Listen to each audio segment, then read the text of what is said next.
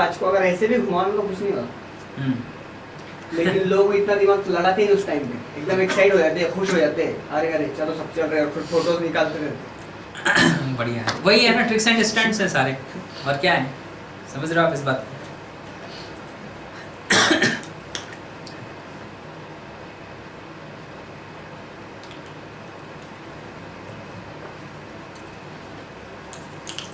मेरी जो video recordings होती हैं इसमें लगभग सारे ट्रेनर्स के नाम आ जाते हैं तो मैं कहता हूँ भाई अपने पास रखना, देखना है इसको, यहाँ वहाँ मत डालो, कोई फालतू में प्रॉब्लम क्रिएट करे। फिर कुछ कुछ बातें जब आप बोलते हैं ना तो मेरे को फिर वो ट्रेनर्स की भी याद आ जाती है बिना नाम बताए। देखो क्या है इसका पर्पस, जो आप वो खाते हैं कॉटन बॉल को आग लगा के, या ये क्या कहते हैं कांच पे चलते या आग पे चलते, इसका एक रीज़न क्या है, इसका जो पर्पस है वो ये है कि आप अपने लिमिटेशन से बाहर आओ। जिस काम को आपको करने से डर लग रहा था, साइंटिफिकली उनको पता है कि इससे हार्म नहीं होगा। जो कांच पे चलने से कांच क्यों नहीं चुभता, वो इसलिए नहीं चुभता क्योंकि वेट डिस्ट्रीब्यूशन के अकॉर्डिंग वो कांच डिस्ट्रीब्यूट हो जाता है, ठीक है ना। वो कांच आपका पैर का शेप ले लेता है और इसके लिए आपका वो कटता नहीं, वो डिस्ट्रीब्यूट हो जाता है इस तरीके से। लेकिन वो आग क्यों नहीं जलाती, क्योंकि आग को जलाने के लिए एक सेकेंड का पर्टिकुलर टाइम चाहिए, उसके बाद तक अगर वो कॉन्टैक्ट में तो जलेगी। और अगर आप दौड़ते हुए जा रहे हैं और वो जो लकड़ी वाला कोयला है तो उस पर पैर नहीं जलेगा, क्योंकि लकड़ी इंसुलेटर होता है। तो जिस जगह अंगारा होगा सिर्फ उस जगह ही जल सकता है, और उसने को आप क्रॉस करके निकल गए। तो इसके पीछे साइंस है, लेकिन वो आपको ये दिखाता है क्योंकि बिखरा हुआ कांच या जलता हुआ कोयला, उसको देख के डर लगता है, तो डर लगता है तो आप नहीं कर पाते। तो अगर आप कर लेते हो तो आपका बिलीफ अपग्रेड हो जाता है, उसका पर्पस ये है। लेकिन कई बार लोग इसको यूएसपी बना लेते हैं अपने प्रोग्राम का, इसी से प्रोग्राम सेल करना है, ठीक है। मैंने कई बार कांच पे चला, वो सुई भी चुभाई, वो सब कुछ किया, उससे क्या हुआ? कुछ भी नहीं, कुछ भी नहीं। आपको तुरंत करने के 1 सेकंड बाद लगेगा यार ये तो कुछ नहीं था, समझ रहे? अब ऐसे जिंदगी में क्या बदला हुआ है? हाँ, तो वही मेन बात तो वही 5,000 देके चले आए या 6,000 देके चले आए, और डांस कर गए।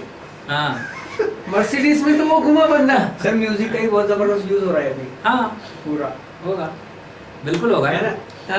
म्यूजिक का यूज भी बहुत सही कर रहे हैं ना वर्कशॉप में। होना चाहिए, तो एंटरटेनमेंट नहीं हुआ तो पैसा कैसे मिलेगा? हाँ, अभी क्या है, अभी हम लोग जो कर रहे हैं, हम लोग क्या है, हम सर कुछ नहीं करते, पर फिर भी सर पैसे वसूल कर रहे हैं ना। नहीं वो इसलिए वो इतना पैसा नहीं आ रहा है, प्रॉब्लम है। आएगा ना, शुरुआत है अभी तो शुरुआत है। अभी वो क्या कहते हैं, जो मैं 2 दिन का इवेंट बता रहा हूँ ना, इवेंट का भी पूरा स्ट्रक्चर मैं आपको बताऊंगा कैसे करना चाहिए। वो सब तो मैंने सीखा अभी, मुझे एक्सेप्ट करने में ना कभी कोई प्रॉब्लम नहीं होती। मैंने 1 साल पहले सीखा तो 1 साल पहले सीखा यार, क्या है, सिंपल है सही। और मुझे एक चीज़ समझ में आई, पता है क्या, जितना लाइट रोन है यार उतना बढ़िया है। सही बात। तो क्या है कि अभी देखो, अभी जब मैं वो वाले वर्कशॉप करूँगा 2 दिन वाले, तो 2 दिन वाले में मुझे डीजे टाइप वाला सिस्टम भी रखना है, म्यूज़िक भी रखना है, कुछ एक्टिविटीज़ रखनी है, सारी चीज़ें करनी है। क्यों? क्योंकि वो सारी चीज़ें करने से इम्पैक्ट आता है। हाँ, मेरे टेक्निक्स जब मैं कराऊंगा वो बहुत पावरफुल होंगे, वो मुझे मैं आपको बताऊँ, न्यूरोलॉजिकल अलाइनमेंट मैंने एक पर्सन को कराया था 1-to-1 न्यूरोलॉजिकल अलाइनमेंट। तो जिसको भी कराया है कुछ तो बदल ही गया है ज़िंदगी में, है ना। तो लास्ट में वहाँ एक पर्टिकुलर प्लेस होती है पर्पस, वहाँ पे मैं लेके गया तो जिस पर्सन को करा रहा था वो यूं हो गए, मतलब मुझे ऐसे हाथ से पकड़ना पड़ा। उन्होंने कहा मुझे ऐसा लगा जैसे मेरे पैर के नीचे से ज़मीन ऐसे निकल गई, क्योंकि इतना साइंटिफिक है, इतना रियलिस्टिक है, इतना पावरफुल है, और बिना दिखावे की टेक्निक्स सारी, मतलब कोई शो ऑफ नहीं है इसमें। एक ही चीज़ है, ट्रांसफॉर्मेशन होता है। तो जब आदमी उसके बाद बोलता है तो दिल से बताता है कि हाँ आई हैव एक्सपीरियंस्ड समथिंग, कुछ बदला अंदर, ऐसे करके चीज़ है वो है। और वो सारी चीज़ें जो इवेंट के लिए, वो तो सब करना, क्योंकि आप नहीं करेंगे ना काफ़ी हद तक तो आप क्राउड नहीं हैंडल कर सकते। अब यहाँ पे 4 लोगों का ग्रुप है तो मैं 1-to-1 क्वेश्चन आंसर कर सकता हूँ। ये 400 लोगों का ग्रुप होता तो मैं 400 लोगों से सवाल जवाब कर सकता हूँ क्या? मुझे एक्टिविटी बेस्ड रखना पड़ता, मुझे एक माइक रनर रखना पड़ता, बीच बीच में भेजता, okay now you can ask your question, चलो 1 2 3 4 पूछा, ठीक है चलो ओके अभी कंटिन्यू करते हैं, टॉपिक पे आते हैं। वो सब कुछ है हैंडल, और डिलीवरी स्किल्स यही तो है। चलो अभी आओ वापस हम लोग अपने टॉपिक पे आते हैं, पिलर्स ऑफ एनएलपी। इसके बाद हम लंच ब्रेक के लिए चलेंगे, राइट। एनएलपी में देखो बेसिकली 6 पिलर्स हैं। कोई इसे 6 पिलर कहेगा, कहीं पे आपको किसी वीडियो में 4 पिलर मिलेगा, किसी में 7 मिलेगा, कुछ भी नहीं रखा है, क्योंकि मैंने आपको बताया कि NLP हर किसी की है, आपकी भी है। आप कल को बोलोगे 3 पिलर्स ऑफ NLP तो कोई मना नहीं करेगा, आप बोलोगे 9 पिलर्स ऑफ NLP तो भी कोई मना नहीं करेगा, आप अपने अकॉर्डिंग इसे फॉर्म कर सकते हैं, ठीक है। मैंने अपनी अंडरस्टैंडिंग के हिसाब से इसमें 6 पिलर्स डाले। अब समझो NLP के पिलर्स का क्या मतलब है। जैसे कोई बिल्डिंग हो ना, किसी बिल्डिंग को अगर खड़ा करना हो, और आप तो सबसे अच्छे से समझेंगे, तो क्या करते हैं, फाउंडेशन में हम कुछ पिलर्स बनाते हैं। वो पिलर्स को बहुत स्ट्रॉन्ग करना ज़रूरी होता है, इस चीज़ पे ही डिपेंड करता है कि वो पिलर्स कितने स्ट्रॉन्ग हैं, उस पर डिपेंड करता है कि हम बिल्डिंग कितनी ऊंची बना सकते हैं, राइट सर। अगर हमने पिलर्स कमज़ोर बना दिए तो बिल्डिंग गिर जाएगी या हम ऊंची नहीं बना सकते, फिर हमें एक लिमिट तक ही बनाना होगा। तो ऐसे ही NLP क्या सजेस्ट करता है, NLP कहता है कि आपको NLP को अगर बहुत अच्छे से अप्लाई करना है, NLP से बहुत अच्छे रिजल्ट्स लेने हैं, तो be conscious about 6 pillars of NLP। ये 6 पिलर्स जो हैं ये तो ठीक ठाक हैं, आपके पिलर्स टूटे फूटे हिले हुए तो नहीं है, राइट, समझ गया। अब देखो सबसे पहला पिलर NLP का क्या है। The first pillar of NLP is you. कौन सा पिलर है, यू का मतलब क्या है। और देखो आप NLP के वर्कशॉप में आ गए तो एक चीज आपने कर दी, आपने वो अपॉर्चुनिटी गवा दी है कि अब आप कल को कहें कि यार मेरी ज़िंदगी में ऐसा होता तो मैं बहुत अच्छा कर लेता, वैसा होता तो मैं बहुत अच्छा कर लेता। नहीं, क्योंकि NLP का पहला पिलर है वो यू। वो कहता है यू टेक द रिस्पॉन्सिबिलिटी, यानी कि अपनी ज़िंदगी में कुछ बदलना है तो रिस्पॉन्सिबिलिटी किसको लेनी पड़ेगी, खुद को लेनी पड़ेगी। और आप देख लेना, आपको दुनिया में मैक्सिमम लोग मिलेंगे जिनकी उंगली हमेशा किसी और की तरफ, ये मेरा लाइफ पार्टनर मुझे इतना परेशान नहीं करता, ये मेरा बॉस ऐसा नहीं होता, वो मेरे पेरेंट्स ने मुझे वहाँ नहीं पढ़ाया होता, मेरे टीचर्स ऐसे नहीं होते। यानी हमेशा वो क्या करे, दूसरे के ऊपर पॉइंट आउट कर रहे हैं। इसको हम कहते हैं कि उनका फोकस हमेशा किस चीज़ पे, दूसरों के ऊपर, रिस्पॉन्सिबिलिटी वो नहीं ले रहे। NLP हमें क्या कहता है, वो इनकरेज करता है you take the responsibility to change. यानी अगर ज़िंदगी में कुछ भी बदलना है तो किसको बदलना पड़ेगा, स्वयं को अपनी रिस्पॉन्सिबिलिटी लेनी पड़ेगी। समझ में आ रही बात। इसका मतलब क्या है, जैसे जब कोई कहता है कि नहीं यार ये मेरे लाइफ पार्टनर के कारण मेरी लाइफ की क्वालिटी बहुत ख़राब है, तो बेसिकली उसका फोकस लाइफ पार्टनर के ऊपर, यानी वो इनडायरेक्टली क्या कह रहा है कि मेरी ज़िंदगी में कुछ ठीक होना है तो किसको बदलना पड़ेगा, लाइफ पार्टनर को। समझ में आ रही बात। और वो तो होने वाला नहीं है। और मैं एक बात बताऊँ, लाइफ पार्टनर बदल भी जाएगा ना तो भी ज़िंदगी नहीं बदलेगी, फिर आप दूसरी जगह से प्रॉब्लम के सोर्स क्रिएट कर लोगे।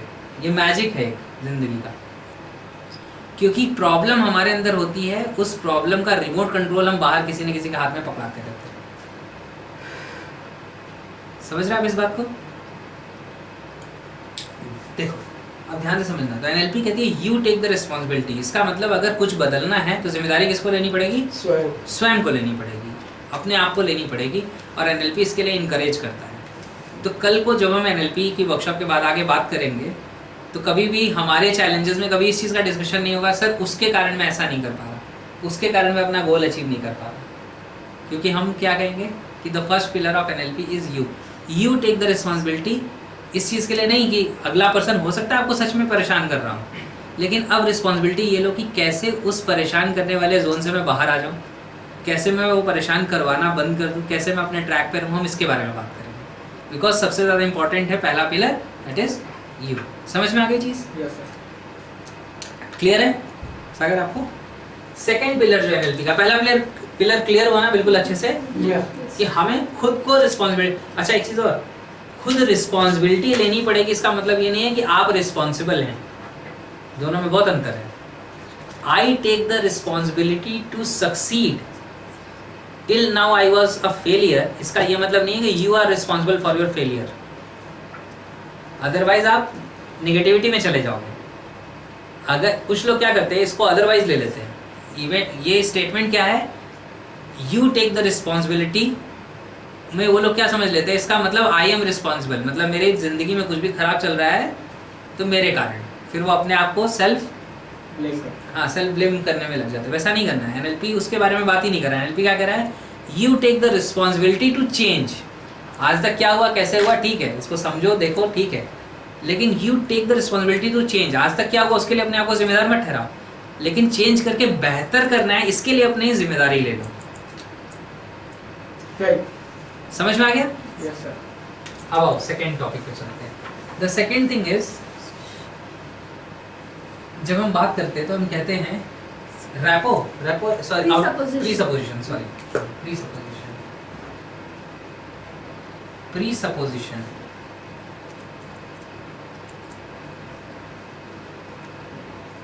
प्रीसपोजिशन क्या है, ध्यान से समझो।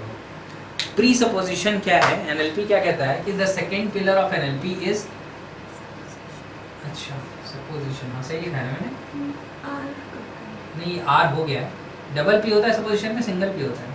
डबल पी होता है, फिर सही लिखा है मैंने। प्रीसपोजिशन, प्रीसपोजिशन क्या है? बेसिकली हमारी सबकी ज़िंदगी में हमारे पास कुछ बिलीव्स होते हैं। कुछ लोगों का बिलीव होता है दुनिया बहुत ख़राब है, एकदम कलयुग आ गया है, इससे ज़्यादा बुरा कुछ हो ही नहीं सकता। कुछ कैसे बिलीव्स हैं? कुछ कैसे बिलीव है यार ये बिल्कुल सही टाइम है, अभी हम ऐसे इन्वायरमेंट में, ऐसे लाइफ में, कैसे जोन में जब हम बहुत कुछ कर सकते हैं, अपॉर्चुनिटीज़ हैं। वो भी बिलीफ है और ये भी बिलीफ है। समझ में आ रही बात? कुछ का बिलीफ है जो होता है अच्छे के लिए होता है, कुछ लोगों का बिलीफ है मेरे साथ तो हमेशा बुरा ही होता है या नहीं? समझ में आ रही चीज़ें? तो दीज आर ऑल बिलीव्स। तो एनएलपी क्या कहता है? एनएलपी कुछ बिलीव्स को आपको सजेस्ट करता है। There are certain believes which are suggested by NLP, neuro linguistic programming. आपको कुछ बिलीव सजेस्ट करता है कि इन बिलीव्स को अगर आप अडॉप्ट कर लो अपनी पर्सनालिटी में, जैसे लोगों के अलग अलग नज़रिए, अलग अलग बिलीव्स हैं ना, तो एनएलपी कुछ बिलीव सजेस्ट करता है, कहता है अगर आप इन बिलीव्स को अडॉप्ट कर लो तो आपकी ज़िंदगी की क्वालिटी बेटर हो सकती है। वो बिलीव्स हम अलग से सीखेंगे एक एक करके। समझ रहे हैं इस बात को? तो वो कहता है कि ये पॉजिटिव बिलीव्स हैं, या हम कहेंगे एनएलपी में जनरली हम पॉजिटिव नेगेटिव नहीं कहते, हम रेलिवेंट इररेलिवेंट कहते हैं, है ना? एनएलपी की लैंग्वेज में कोई भी चीज़ पॉजिटिव और नेगेटिव नहीं होती। एनएलपी की लैंग्वेज में आइदर थिंग्स आर रेलिवेंट और इररेलिवेंट। तो एनएलपी सजेस्ट करता है कुछ रेलिवेंट बिलीव्स को कि ये बिलीव्स अगर आप अडॉप्ट कर लो तो आप क्या कर सकते हैं, ज़्यादा बेहतर ज़िंदगी में रिजल्ट्स क्रिएट कर सकते हैं, ज़्यादा बेहतर क्वालिटी ऑफ लाइफ जी सकते हैं, राइट? तो उनको कहते हैं प्री सपोजिशन। तो एनएलपी कहता है कि first pillar is you take the responsibility. Second, adopt the presupposition. आपके बिलीव्स सही होने चाहिए। जैसे एक बिलीफ लेते हैं, एक एग्जांपल है, there is no failure, there are only feedbacks. NLP का एक प्री सपोजिशन क्या है, एक बिलीफ क्या है कि ज़िंदगी में कोई भी फेलियर जैसी चीज़ नहीं होती, सिर्फ फीडबैक होते हैं। फीडबैक का मतलब हमें ये रिस्पॉन्स मिलता है कि whether we are getting our desired result और we are not getting our desired result. ये फीडबैक है। अगर नहीं मिल रहा है तो हम क्या करेंगे, अपने अप्रोच को चेंज कर देंगे। समझ गए आप बात को? राइट। ठीक है। So this is one of the pre supposition. ऐसे बहुत सारे हैं, उनकी बात हम एक एक करके करेंगे डिटेल में, ठीक है? राइट। थर्ड अब है क्या, outcome? Rapport. The third is rapport. Rapport क्या है, ध्यान से समझिए। Rapport means environment of trust. समझते हैं? रैपो का मतलब होता है, कई बार हम कहते हैं ना हमारी रैपो उसके साथ बहुत अच्छी है, तो रैपो का मतलब होता है इन्वायरमेंट ऑफ ट्रस्ट, यानी कि आप एक इन्वायरमेंट ऑफ ट्रस्ट में हैं। ये आपको ध्यान रखना चाहिए कि you need to create an environment of trust around you. आपके चारों तरफ आपको क्या करना चाहिए, एक ट्रस्ट का इन्वायरमेंट रखना चाहिए। जैसे सागर, आप मान के चलिए कि आप किसी के पास जा रहे हैं DMIT करने के लिए, और अगर आपने रैपो अच्छे से इस्टेब्लिश कर ली तो वो पर्सन आपके ऊपर बिलीव कर पाएगा, वो आपके रिजल्ट्स को अडॉप्ट कर पाएगा। समझ में आ रही चीज़? और आप कितनी भी अच्छी रिपोर्ट जनरेट करके लेके जाओ, अगर रैपो नहीं है तो रिजल्ट जीरो है। हो सकता है वो पैसे दे दे लेकिन रिजल्ट नहीं आ रहे हैं। गुडविल।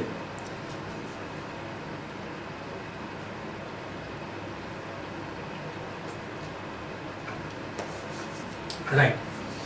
तो you pre supposition and rapport. Rapport का मतलब है एनवायरनमेंट ऑफ ट्रस्ट, और रैपो हम एनएलपी में सीखेंगे कि हम रैपो एस्टैब्लिश कैसे कर सकते हैं। इसके टूल्स और टेक्निक्स हैं एनएलपी के अंदर, ठीक है?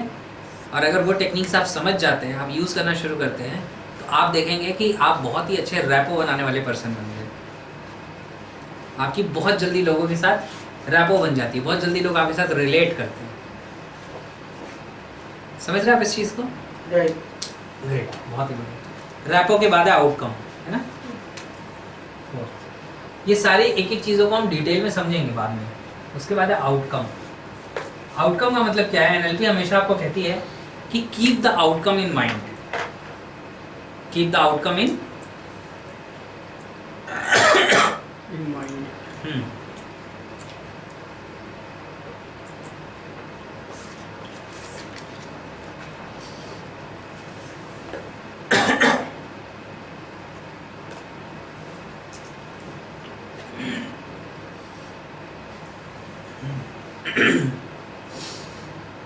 सही हो जाओ भाई।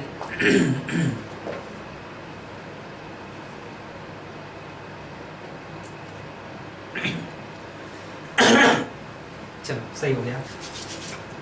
आउटकम क्या है? आउटकम का मतलब होता है begin with the and in mind, यानी कि जो लास्ट में आपको रिजल्ट चाहिए उस रिजल्ट को ध्यान में रखते हुए स्टार्ट करो चीज़ों को। जैसे क्या होता है कि जब कभी दो लोगों की आपस में बहस होती है तो वो ये भूल जाते हैं कि हमें एंड रिजल्ट क्या चाहिए था, बहस करना ही उनका एंड रिजल्ट हो जाता है। समझ में आ रही बात? सही बात है। जबकि हमें क्या करना है, हमें आउटकम ध्यान में रखना है। तो एनएलपी क्या कहता है कि always keep the outcome in mind, कि आपको आपका एंड रिजल्ट क्या है। जैसे मैं यहाँ आपके पास आया हूँ तो मेरे पास मेरा आउटकम है कि आप 5 डे की वर्कशॉप के बाद जब आप बाहर जाएं तो आप एनएलपी के नॉलेज और एक्सपीरियंस के साथ बाहर जाएं, जिसको आप अप्लाई कर सकें, ये एप्लीकेबल हो आपके लिए, राइट? तो दिस इज़ माई आउटकम। तो मेरा पूरा एक्शन, पूरा बिहेवियर उसके अकॉर्डिंग डिज़ाइंड होगा। ठीक है, समझ में आ रही चीज़? Yes sir. तो आपका आउटकम आपके माइंड में होना चाहिए। तो इससे क्या होता है, हम अपने बिहेवियर को क्रॉस चेक कर पाते हैं। कई बार क्या होता है कि हम कुछ कर तो रहे हैं लेकिन हमको ये नहीं मालूम कि हम ये क्यों कर रहे हैं, होता है या नहीं?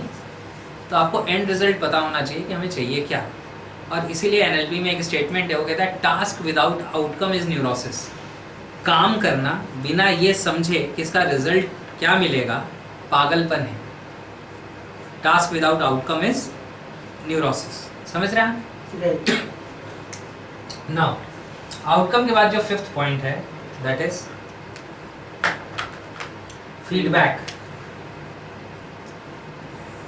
यही है ना? Yes sir.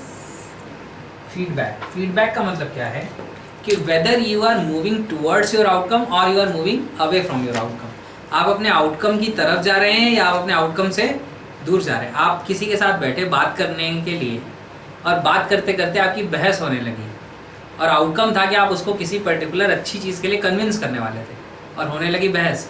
तो if you have your outcome in mind तो आप फीडबैक तुरंत ले रहे हैं कि मैं समझाने की तरफ जा रहा हूँ या समझाने से बहुत दूर जा रहा हूँ, आर्ग्यूमेंट की तरफ जा रहा हूँ। समझ में आ रही चीज़? Yes sir. ये छोटे छोटे एग्जाम्पल हैं, हालांकि ये बहुत बड़े लेवल पे एप्लीकेबल है। ये हम अपने गोल के लिए, अपने रिजल्ट्स के लिए उस रेफरेंस में भी समझ सकते हैं। यहाँ मैंने कॉन्वर्सेशन का एक एग्जाम्पल लिया। बहुत सही एग्जाम्पल है जो आप बता रहे हो, क्योंकि कई बार हम लोगों से सुलह करने आते हैं और ज़्यादा झगड़ा करके आए थे। बिल्कुल। सो फीडबैक हमें लेना है, right? And the last is flexibility.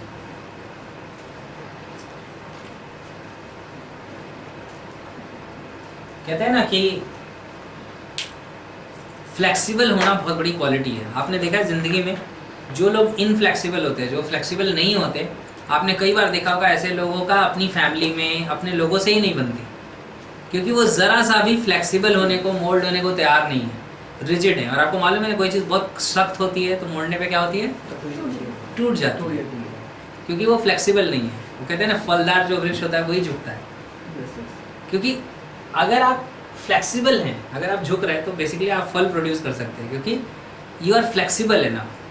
समझ में आ रही चीज़?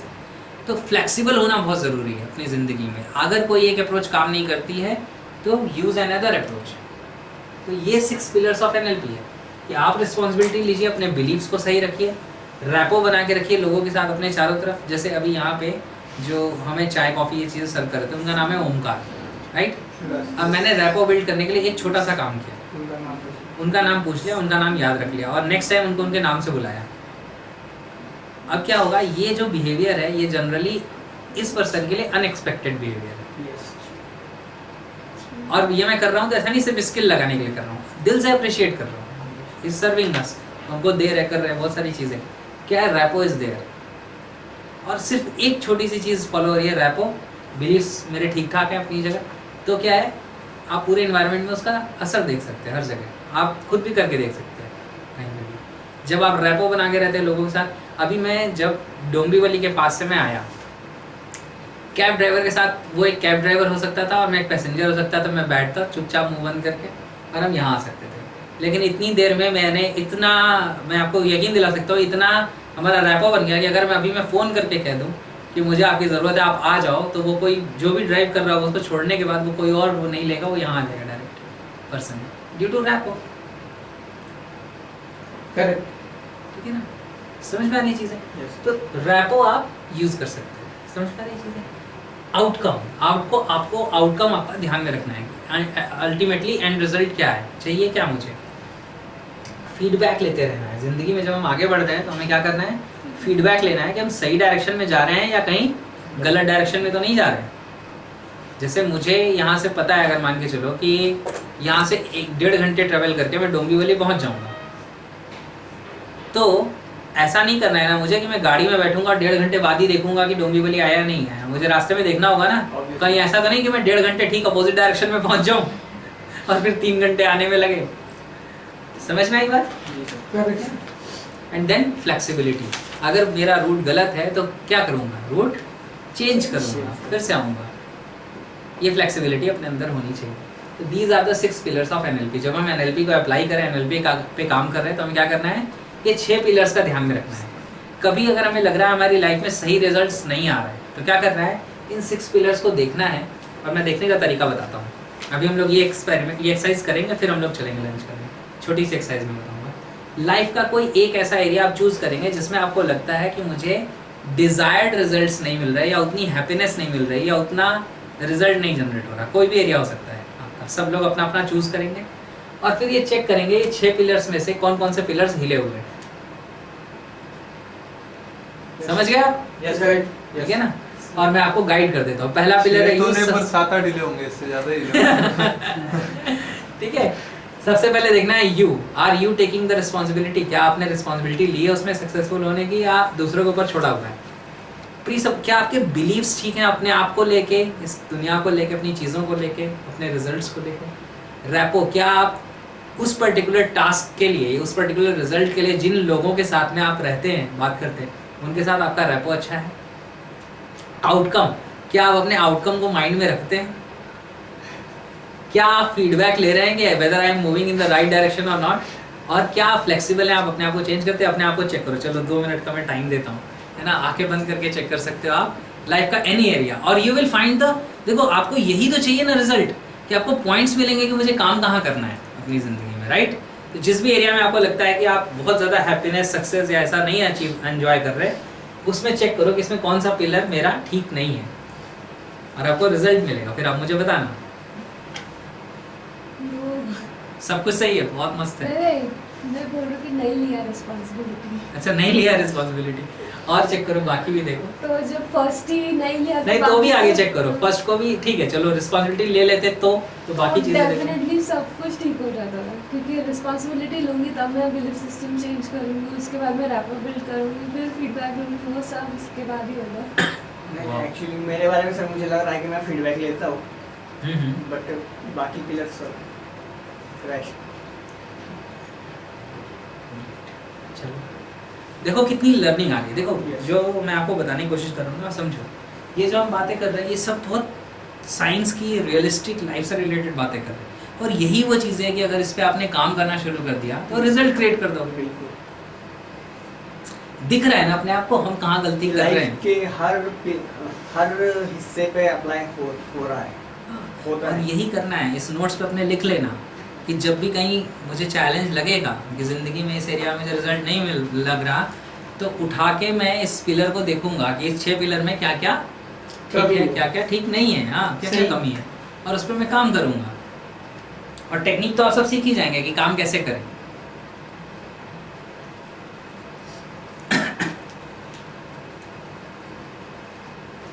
चेक किया सागर आपने? 2 एक्स्ट्रा निकल रहे हैं उसमें, तो 6 का 6 के अलावा भी 2 निकल रहे हैं। ये तो इन्होंने सर NLP का साइंस बढ़ा दिया फिर। हाँ, वो 2 कौन कौन से पिलर है बताओ मुझे। सोचने पड़ेगा वो क्या है, ये तो है ही सब मिले हुए हैं।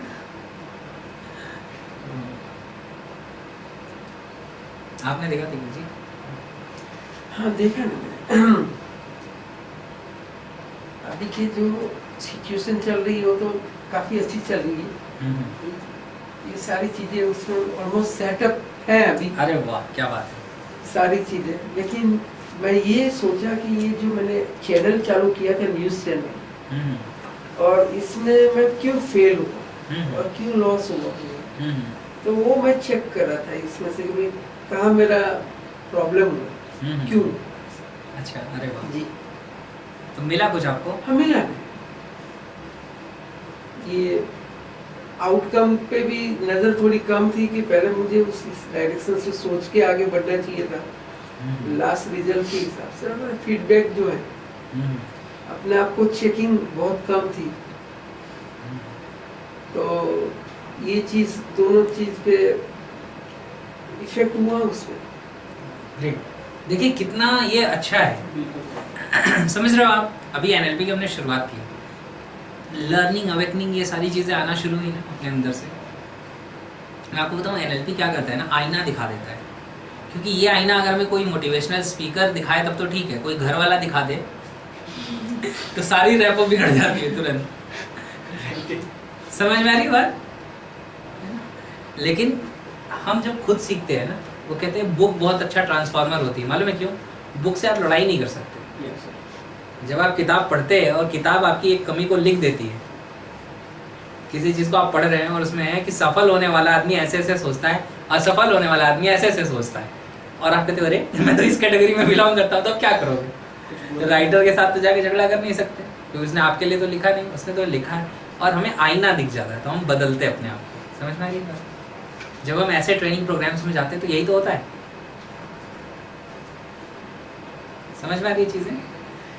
These are the 6 pillars of NLP. इस पिलर्स को बहुत ध्यान से समझना। जब भी लाइफ में कोई चीज़ ट्रैक पे नहीं जा रही है, देखो और उसके बाद काम करो। क्योंकि देखो पहला ही पिलर है यू टेक द रिस्पॉन्सिबिलिटी। अगर हमने समझ भी लिया और किया कुछ नहीं तो रिजल्ट नहीं आएगा। अच्छा बताओ, यही तो चीज़ें चाहिए ना, और कौन सा चमत्कार चाहिए? यही तो चमत्कार चाहिए हमें ज़िंदगी में। ऐसा थोड़ी है कि कोई बाबा जी की ऐसी बूटी मिल जाएगी उसको खा लेंगे तो सब कुछ हो जाएगा, नहीं होगा। भाई यही चीज़ें हैं। Simple things are easy to do and easy not to do also. समझ में आ रही है? और ये वो सिंपल थिंग्स हैं जिनको अगर आप करते हो आपको चेंज मिलेगा। क्लियर है? Crystal clear. चलो बहुत ही बढ़िया, बहुत मजा आ रहा है आप लोगों के साथ में। चलो अब चल के लंच करते हैं, ठीक है? चल के ही करते हैं, ज्यादा अच्छा रहेगा। यहाँ क्या हाँ, हाँ, मंगाए? बिल्कुल। लंच करते हैं और फिर